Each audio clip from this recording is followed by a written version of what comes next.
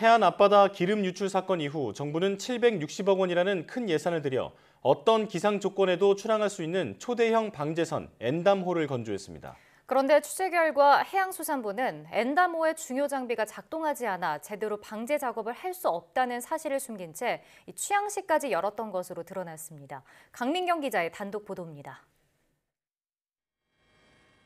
지난 2007년 12월 겨울, 충남 태안 앞바다를 원유 기름띠가 시커멓게 뒤덮었습니다.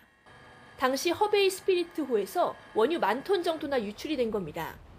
그런데 풍랑주의보가 계속 발효돼 초기 방제 작업이 늦어졌고 그만큼 피해는 커졌습니다.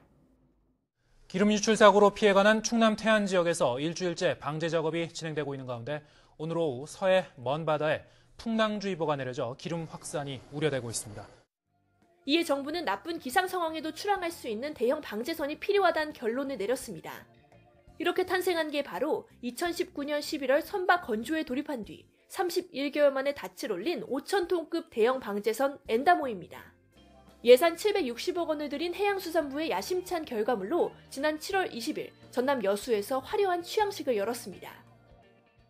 2022년 대한민국 최초의 5,000톤급 다목적 대형 방제선 엔담호가 국민의 바다를 지키는 전천후 해양재난 대응 선박으로 역사적인 출항을 시작합니다. 그런데 취재 결과 엔담호는 치명적인 문제가 있는 걸로 확인됐습니다. 방제선의 필수 장비인 오일 펜스가 고치지 못할 정도로 불량이란 점입니다. 오일 펜스는 당연히 바다 위로 떠야 하는데 엔담호의 오일 펜스는 바다 밑으로 가라앉습니다. 오일 펜스는 초기 유출된 기름 확산을 막는 장치로 작동하지 않으면 제대로 된 방제 작업을 벌일 수 없습니다. 오일 펜스를 설치해 오염의 확산을 방지하는 기능으로 특히 나쁜 기상 환경에서도 대규모 오염 사고에 신속히 대응합니다. 이와 관련해서 해양환경공단은 지난 5월 말에 시운전 때 오일 펜스의 하자를 처음 발견했고 제조사가 수리까지 했지만 정상 작동이 불가능하다는 판정을 받았다며 문제점을 인정했습니다. 760억 원의 막대한 예산을 들인 대형 방제선이 제 기능을 못한다는 점은 물론 이를 숨기고 취항식까지 한 건 분명한 문제입니다. 핵심 장비인 오일 펜스가 작동되지 않는 그런 상태에서 출항식을 강행했습니다.